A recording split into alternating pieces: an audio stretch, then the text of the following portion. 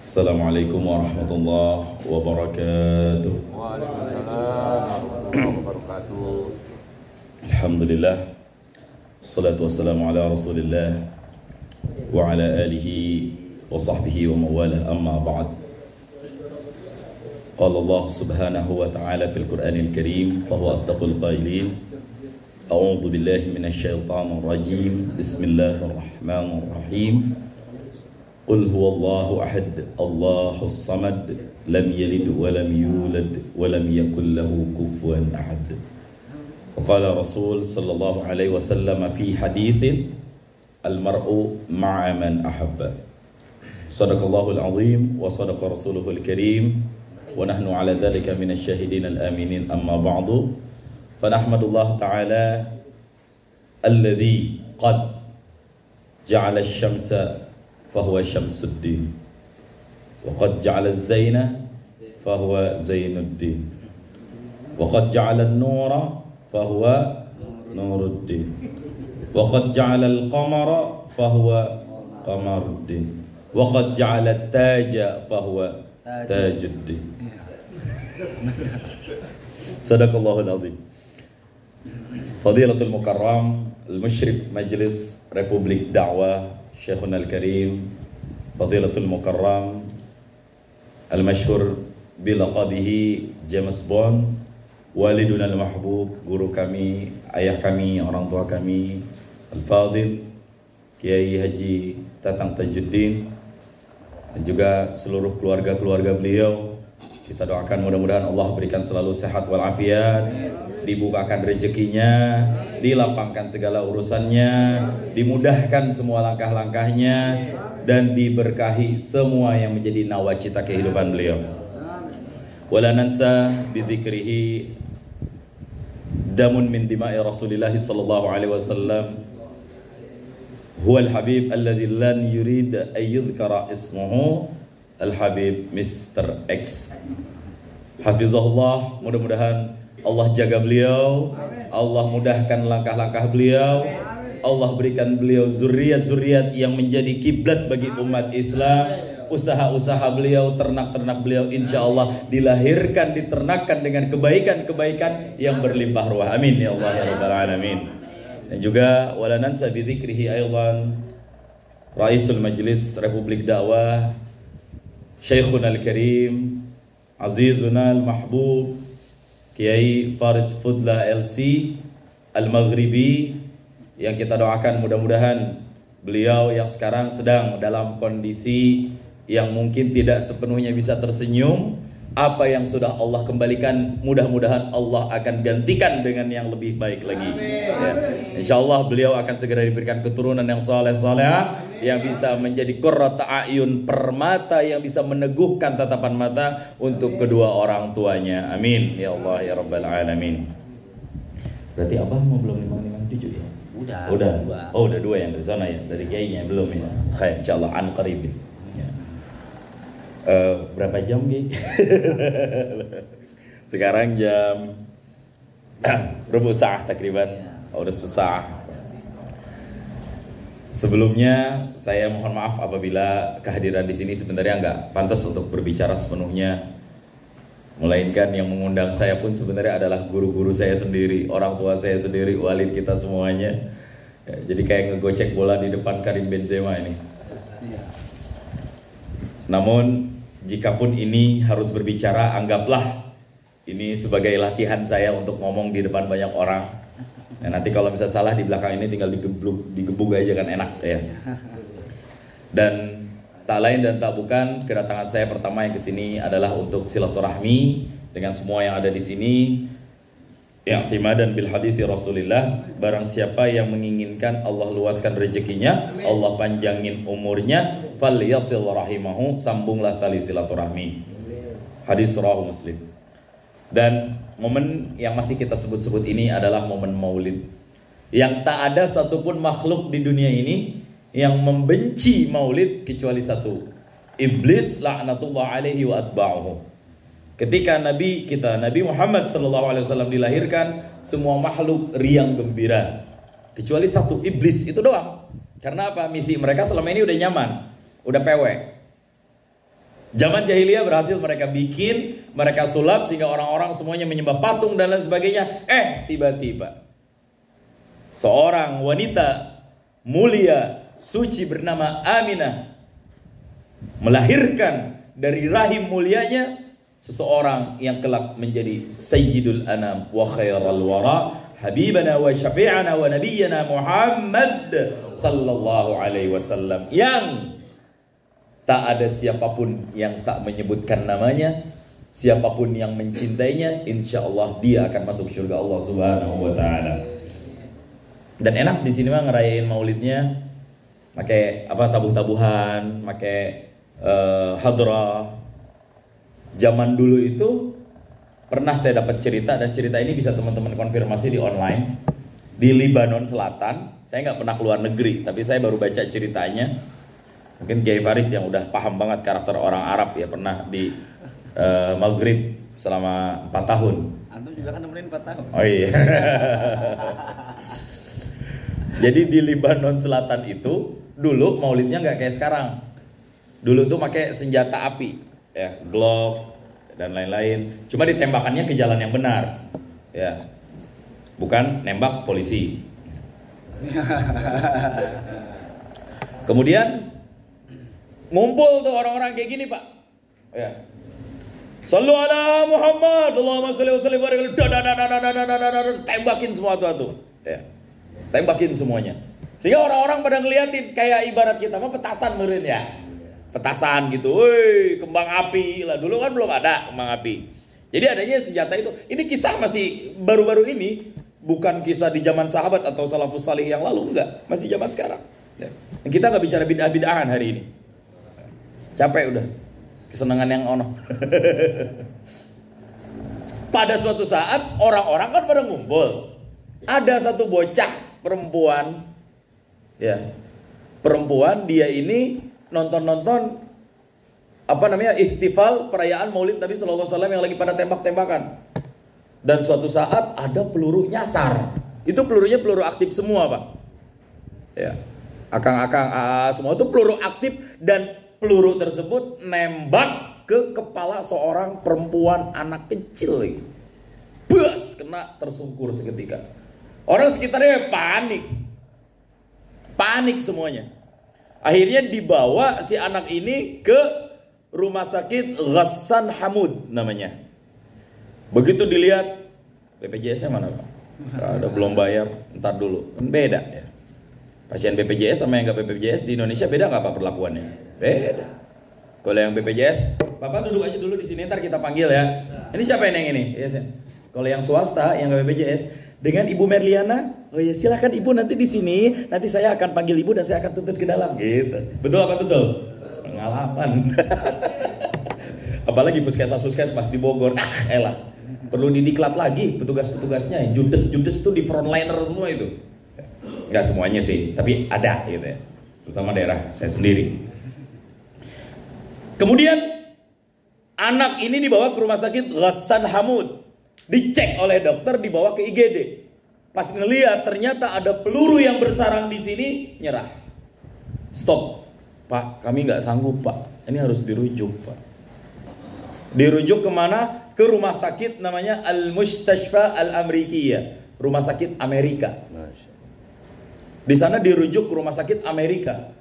Pas dibawa ke rumah sakit karena mungkin peralatannya lebih modern, ya kalau kata kita mah RSUD Cilengsi lah gitu. Ya kan nggak sempurna ya Kiai. Akhirnya dirujuk ke rumah sakit yang lebih gede. Apa kira-kira di sini? Biasanya rujuk mana Kiai di sini? Di sini yang lebih gede lagi. Cibubur. Pasti lebih mahal ya. Pasti. Nah, itu juga begitu. Rujuk ke rumah sakit Amerika namanya Al-Mustashfa Al-Amrikiyah, hingga kemudian si anak kecil ini diobati oleh beberapa orang dokter ahli, dokter bedah. Namun secara medis namanya peluru bersarang di otak, coba kemungkinannya seperti apa? Tapi anak ini masih tersungkur, cuma masih ada nafas. Dan ibunya disuruh keluar dulu. Pas didiagnosis sama dokter, dicek sama dokter, kayaknya ini udah besar harapan kecil harapan hidupnya untuk bisa mempertahankan kelangsungan hidupnya. Otak kena pelurunya besi lagi, bukan karet. Dipanggil ibunya mana ya pasien ini? Ibunya ada di luar lagi ditemuin sama dokter. Itu ibu lagi ngebentak-bentak seseorang yang bernama Muhammad sallallahu alaihi wasallam. Karena tahu nih si ibu nih, ini gara-gara perayaan Maulid Nabi Muhammad. Mohon maaf saya menirukan. Mana engkau sekarang Muhammad? Anakku ketembak ini. Siapa yang tanggung jawab kalau udah kayak gini? Dia mengeluh seperti itu. Dipanggil nama Nabi Muhammad. Ini non muslim dari marga keluarganya kalau nggak salah Al-Ghattas. Ini keluarga semuanya non muslim dari satu kabilah marga non muslim semua, Nasrani agamanya. Betul Kiai. Mana dirimu Muhammad? Kalau udah kayak gini siapa yang tanggung jawab sama putri saya yang udah terkena? Sedih dia. Ibu kemudian dipanggil sama seorang perawat. Ibu bisa nemuin anak ibu? Kenapa anak saya? Mohon maaf, mungkin ini yang terakhir kalinya ibu bisa menyaksikan anak ibu. Kami pun tidak yakin dengan tindakan apa yang akan kami lakukan nanti, tapi dokter nyuruh saya agar ibu menemui anaknya. Barangkali ada yang ingin ibu ucapkan. Layaknya seorang ibu kepada anaknya, Pak, kumaha teu nyaah gitu. Akhirnya ditemuin. Assalamualaikum, dibuka pintu IGD. Pas dibuka, itu si ibu terbelalak matanya. Anaknya tiba-tiba duduk. Ibu, tutup pintunya, jangan biarkan dia pergi. Tutup pintunya. Maknya ucap mata. Katanya, kok? Nak, iya mama itu jangan biarkan dia pergi. Nak, kak ini kamu? Emang siapa? Kok bisa? Mama pokoknya jangan. Akhirnya si ibunya nggak paham. Lah dokter yang tadi meriksa juga nggak paham. Loh, betul Kiai. Loh kok ini kok bisa jadi begini sih? Bukannya tadi dia pas dicek semuanya luka di kepalanya nggak ada, hilang Pak ininya, hilang lukanya. Ibunya meluk-meluk sambil nangis, anaknya tiba-tiba nangis. Nah, kamu kenapa nak? Mama jangan biarkan dia pergi mama, aku nggak mau dia pergi. Nah, dia itu siapa? Dia udah musap-musap kepalaku mama, dia baca-bacain ke aku. Dia siapa nak? Dijawab sama anaknya, dia itu mama Nabi Muhammad sallallahu alaihi wasallam. Ya, ibu percaya nggak percaya Pak, emaknya kayak gitu. Percaya nggak percaya. Tapi ya faktanya ini udah nggak ada lagi. Luka yang ada di otaknya udah hilang semuanya. Hingga akhirnya dia pulang, dia kembali ke rumahnya dan dokter sendiri heran. Dalam sebuah cerita si dokter ini nggak percaya juga Pak. Tapi memang faktanya nggak bisa dibohongi. Secara medis nggak mungkin. Ini harus ditindak dengan operasi medis. Nggak mungkin dengan sendirinya bisa sembuh seperti itu. Nggak ada cerita. Mungkin 0,00%. Tapi al-waqi', fakta ya fakta. Dan akhirnya diceritakan cerita ini ke keluarga besar yang ada di rumahnya. Walhasil semua keluarga besar satu marga itu asyhadu an la ilaha illallah wa asyhadu anna Muhammadar Rasulullah. Termasuk si dokternya yang memeriksa juga mengucap 2 kalimat syahadah. Itu dokternya juga non muslim karena memang itu operan dari Amerika. Nama rumah sakitnya adalah The American Hospital. Rumah sakit Amerika.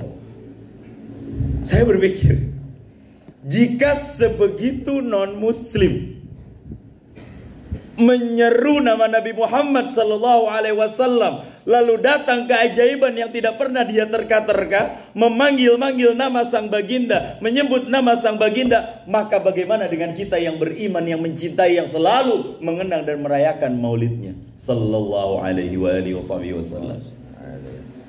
Sehingga nggak perlu dalil untuk merayakan maulid ini. Sebagaimana kita, mungkin guru-guru saya yang ada di kiri kanan saya yang sudah lebih merasakan, saya sendiri baru 2 tahun jalan 3 tahun menjadi seorang ayah dari anak saya. Saya nggak perlu dalil untuk mencintai betapa bahagianya saya ketika lahir seorang anak saya sendiri. Nggak perlu banyak dalil, udah saya senang. Anak saya lahir gimana nggak bahagia coba? Kita semua pernah dicium-cium, dirayakan kelahirannya oleh orang-orang tua kita masing-masing. Maka bagaimana dan mengapa kita tidak bahagia dengan dilahirkannya Rasulullah sallallahu alaihi wasallam? Ini yang menjadi pelajaran buat kita. Dan sebenarnya maulid itu, ruh inti maulid itu ya baca ini. Makanya kalau misalnya di beberapa tempat-tempat acara, kalau saya diundang gitu ya, kalau pengen ngamplopin yang gede, yang baca maulidnya justru yang kudu yang digedein. Inti maulid ceramah kayak gini mah pelengkap doang. Iya nggak? Baca maulid kan, sirah nabawiyahnya di sini intinya. Ya.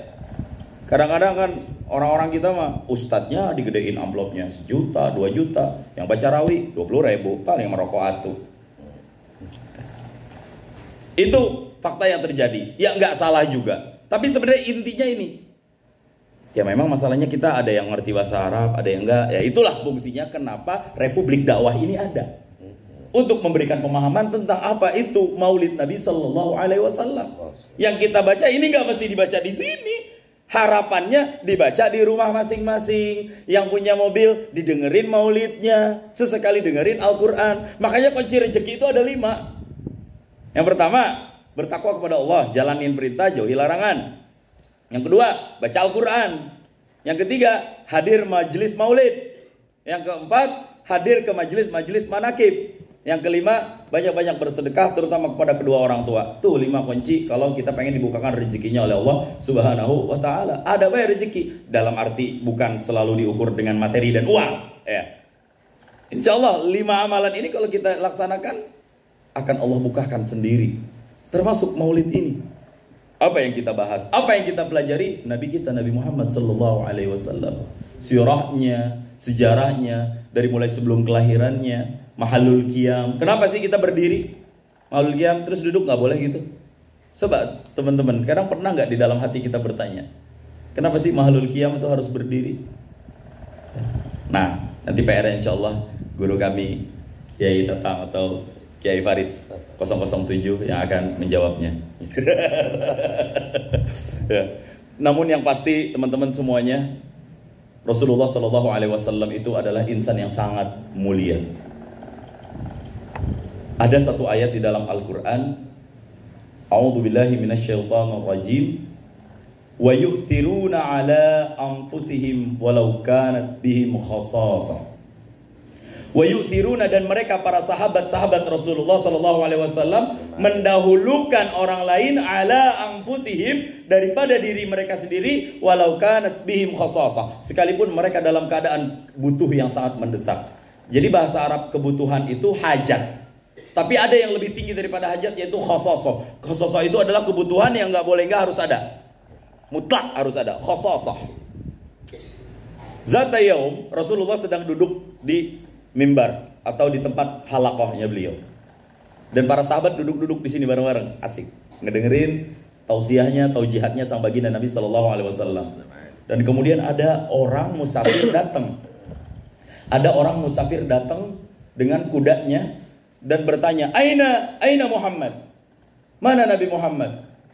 Itu di dalam, ya Muhammad, ana dhaifuka, aku adalah tamumu. Nah, cerita ini diriwayatkan oleh Imam Muslim yang menjadi asbabun nuzul ayat yang telah saya bacakan barusan. Ya Muhammad, aku adalah tamumu. Aku ingin bermalam di sini bersama-sama. Nah, para sahabat tahu Nabi Muhammad kalau lagi punya atau lagi megang duit, istilah kita mah itu gak bakal nawarin ke orang lain kalau lagi diminta bantuan. Dan itu ada dalam hadis muttafaqun alaih.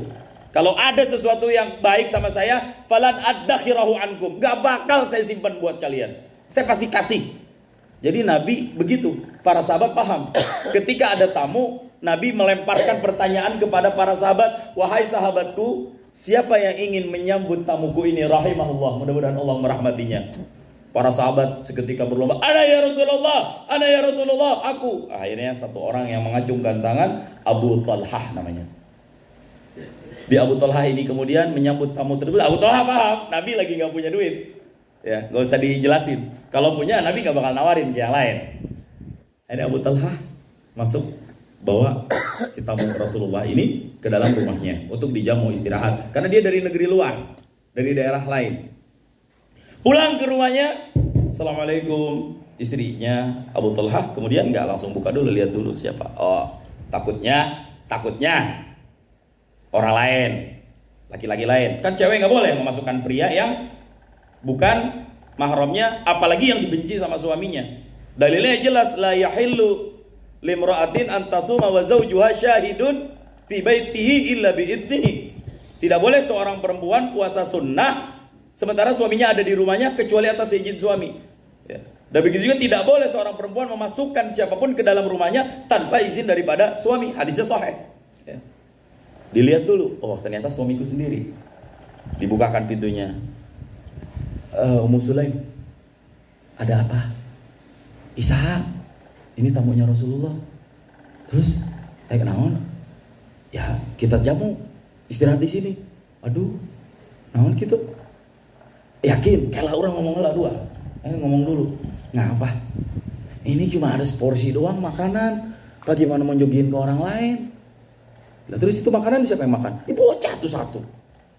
Nonton YouTube baik dari tadi, nunggu makanan. Ini pengen makan ini. Terus gimana? Ya gimana nanya sama saya? Kan bingung. Ya udah sekarang gini, ku beri kamu 3 perintah. Ya, trikora. 3 komando istri. Yang pertama, atfi istiraj. Ada lampu, kalau sekarang mah udah pakai lampu listrik kayak gini. Kalau dulu mah lampu yang di apa sih Pak di tembok itu? Lampu cempor. Cempor ya, Iya. Cempor. Kalau bahasa parungnya saya nyebutnya lampu ini semprong. Semprong. Ada yang nyebut semprong. Punya lampu kayak gitulah. Dulu mah kan lampu siraj seperti itu. Yang pertama perintahnya tuh lampu matiin. Yang kedua aid disuhun, siapkan piring di meja makan. Perintah yang ketiga nawwim istibyan, bocah-bocah tidurin. Tuh bocah tidurin. Nah, itu perintah cerdas Abu Talha. Yang saya sendiri awalnya nggak paham ini buat apa ini ngomong berintahin kayak gini. Akhirnya piring disiapkan, anak udah ditidurin, dan ternyata 1 porsi yang tadinya buat anaknya ini dikasih ke si tamu tadi. Abu Talha nemenin, tapi piringnya kosong. Ibarat kata istilahnya ini ada 2 piring, ini piring. Si tamu makan dengan enaknya. Abu Talha cuma tang ting tung doang. Makan dengan tangan kosong, kagak ada apa-apa yang dimasukin ke mulutnya. Yang penting bunyi. Iya. Lah tamu kenapa nggak tahu? Karena lampunya mati. Sempet ditanya, ini lampu kenapa mati? Belum ngisi tokennya, ntar lagi dibeliin gitu. Alasan B gitu. Iya. Akhirnya itu tamu makan kenyang, bocah udah tidur. Akhirnya pas sudah selesai makan dinyalain, habis makanannya, dan si tamu ini pun kemudian tertidur. Besok paginya mereka semuanya datang Rasulullah, dan Rasulullah nanya, Abu Talha di mana? Ana ya Rasulullah. Abu Talha, katakan kepadaku, apa yang kau lakukan dengan tamuku semalam? Diceritain tuh apa yang terjadi. Rasul, punten, ai kahayang hate mah hayang nyambut jeung binga. Kan kaayaan anak urang kumaha atuh da aya kieu cuma gini doang ya Nabi. Saya teh pengen ngejamu, cuma ada 1 porsi itu kayak punya bocah. Mohon maaf gitu. Rasulullah kemudian tersenyum, Abu Talha, Allah memberikan salam kepadamu dan Allah takjub dengan apa yang kau lakukan. Masya Allah. Tuh, orang-orang yang memuliakan Rasulullah dan juga tamunya Rasulullah Sallallahu Alaihi Wasallam itu mendapatkan langsung salam, dan juga Allah bangga dan memuji orang tersebut. Sehingga itulah ayat wa yu'thiruna ala anfusihim. Para sahabat mendahulukan di orang lain ketimbang diri mereka sendiri. Makanya di dalam ilmu fikih ada kaidah yu'thiruna. Kalau di dalam tasrif itu athara yu'thiru itharan. Wazannya amana yu'minu imanan. Kalau saya salah nanti Kiai Faris mohon dikoreksi. Athara yu'thiru, apa artinya ithar? Mendahulukan orang lain. Apa hukumnya mendahulukan orang lain? Ada 2, dan ini ada dalam qawaid fiqhiyah. Al-itharu fil qurbi makruhun wa fi ghairihi mahbubun. Saya ulang sekali lagi. Al-itharu fil qurbi makruhun wa fi ghairihi mahbubun. Mendahulukan orang lain dalam hal ibadah hukumnya adalah makruh. Tapi mendahulukan orang lain dalam konteks di luar ibadah hukumnya adalah sunnah. Saya ulang sekali lagi. Mendahulukan orang lain dalam hal ibadah hukumnya adalah makruh.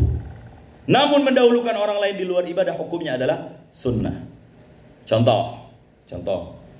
Ada air satu ember.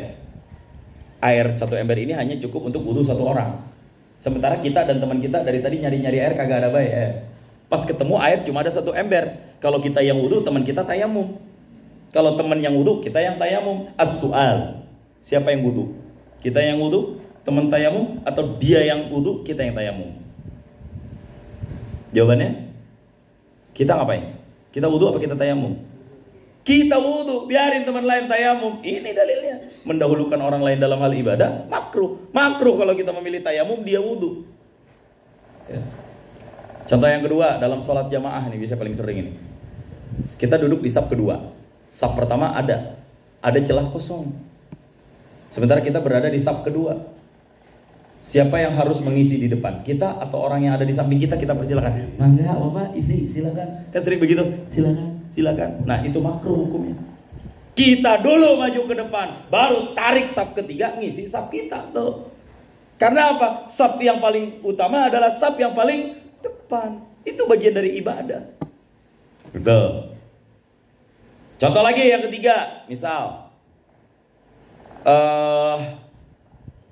seseorang jatuh dari longsor dan dia bisa melarikan diri selamat, namun pakaiannya nggak ada dan dia benar-benar tanpa busana pada saat itu. Lalu dia ternyata ada satu orang lagi yang dia juga sama tanpa busana, mohon maaf, telanjang. Terus jalan nyari pakaian, ternyata cuma ada satu pakaian, dia jalan berdua. Pertanyaannya, siapa yang pakai pakaian itu? Kita atau teman kita? Kita, biar teman kita nyari pakaian yang lain.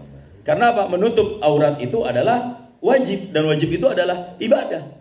Membuka aurat itu adalah dosa. Menjauhi untuk tidak berdosa juga bernilai ibadah. Sehingga mendahulukan orang lain di luar konteks, dalam konteks ibadah hukumnya adalah makruh. Tapi di luar ibadah itu yang wajib diutamakan. Ya, kalau kita punya makanan seporsi, dahulukan orang lain. Ya kita beli di warteg atau kita nyari entar belakangan. Ini semuanya hanya bagian dari sepercik kisah-kisah yang ditorehkan dalam Maulid Nabi Sallallahu Alaihi Wasallam. Yang mudah-mudahan kita berdoa setelah ini menambah terus rasa cinta kita kepada Rasulullah Sallallahu Alaihi Wasallam. Apalagi para ustadz, berkah dah bulan Maulid mana? Jawab banyak banget. Habib lagi jangan, Masya Allah. Jawab banyak banget, Masya Allah ya. Mudah-mudahan semuanya menjadi berkah buat kita semuanya. Makin cinta dengan Rasulullah, makin sering baca maulid ini. Jangan cuma baca di majelis ini, tapi baca juga di rumah masing-masing. Amalin dan cari artinya sendiri-sendiri. Lalu ketika kita baca, resapi keindahan maknanya. Semuanya kalau bisa. Adiyah Ulame, Barzanji yang kita baca, Simtud Durar, Syaraful Anam, semuanya. Qasidah-qasidah, burdah dan lain-lain. Semuanya itu adalah madihah, madaih baginda Nabi Sallallahu Alaihi Wasallam. Demikian itu yang bisa saya sampaikan. Saya mohon maaf kalau penyampaian saya Kiai ini cuma begini doang Kiai, bisa aja Kiai. Apa banget insyaallah. Saya ini sebenarnya lagi dites sama Kiai ini. Ini orang bisa kagak nih ceramah nih. Kalau mudah-mudahan lulus, setelah ini lulus sensor gitu ya. Nah, ini yang bisa saya sampaikan. Dan teman-teman yang punya akun TikTok, saya sering live di TikTok dan bedah hadis Riyadhus Shalihin. Nama akunnya Fikri Habibullah Muharram. Kemarin saya baru bikin video FYP yang nonton 1,2 juta. Video nge-review gorong-gorong got satu orang mahasiswi yang jatuh itu Kiai ada ya di Kota Bogor. Itu tuh. Saya sering lewat daerah situ. Saya penasaran sebegitunya emang bisa nyeret air sama nyeret orang sama nyeret motor-motornya. Pas saya lihat 3 meter dalamnya. Kagak dipagar sama pemerintah itu. Ya Allah. Dan saya bikin video itu buat warning orang-orang yang lintas, hati-hati kalau itu. Karena airnya deras banget itu, 1,5 meter itu. Ya wajar gimana gak keseret anak orang itu ya Allah. Dan ketemunya di Banjir Kanal Barat. Jarak kalau ngikutin lintasan ada yang bilang 50, ada yang bilang 80 kilo. Kalau tarik garis lurus dari titik kejadian ke titik ketemu 30 kilo. Sebegitu. Nah itu dia. Ya mudah-mudahan Allah jaga kita semuanya dan insya Allah Allah wafatkan kita dalam keadaan syahid fi sabilillah. Amin ya Allah ya rabbal alamin. Hadanallahu wa iyyakum ajma'in. Tsumma assalamu alaikum warahmatullahi wabarakatuh. Ahsan ya. Ustaz Fikri Habibullah Muharram beliau ini seorang akademis tapi salafiyah. Kita itu penting. Boleh Anda lulusan RC, MSc, MCK, tapi tetap harus ada salafiyah supaya enggak kebanding gitu. Banyak kan orang gelar tapi dia enggak ada nilai salafiyah, itu sedih. Ya boro-boro asbabul wurud, kadang-kadang ilmu kalam juga nggak ketemu. Ya, nah, tapi ini kan alhamdulillah nambah lagi dari topik dakwah Ustaz Fikri Habibullah Haram. Ya, jadi kita mudah-mudahan ya dalam ke depan gitu. Saya pengen supaya artinya nyambung gitu loh, balik Lampung, balik Pulau Seribu, balik Banyuwangi, Banten, kita saling sorok kalau bisa dibilang ya. Jadi nanti yang dari Jabodetabek bisa ke Lampung, yang dari Lampung bisa ke Palu, bisa muter-muter aja ganti-ganti. Karena antar lintas kita ini antar lintas siasah lah ya, jangan satu siasah nggak ketemu. Jadi yang penting berapresiasi Islam itu sahabat kita. Kalau dia di partai A, B, C, yang penting bela Islam itu sudah alhamdulillah. Itu nikmat gitu. Karena kita